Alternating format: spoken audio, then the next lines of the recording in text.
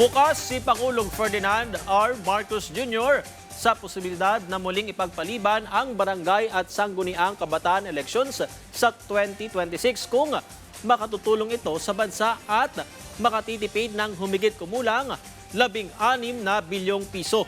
Ayon sa Malacanang, handa ang Pangulo na pag-aralan ang anumang panukalang batas mula sa Kongreso na maglalayong ipagpaliban ang eleksyon, lalo na kung ang matitipid na pondo ay may lalaan sa mga programang tutugon sa krisis sa Lagis. Suportado rin ng administrasyon ang mga mungkahing makabubuti sa publiko, ngunit kinakailangan pa rin itong suriin ng mabuti bago aprubahan.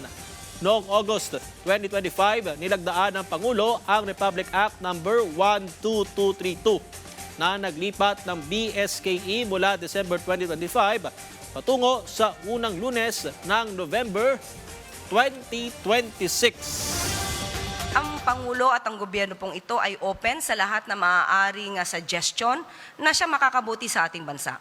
So kung magkakaroon po sila ng anumang bill or panukala po dito at aaralin po ito ng Pangulo, basta po ito'y makakabuti sa ating bansa, open po ang Pangulo para dyan.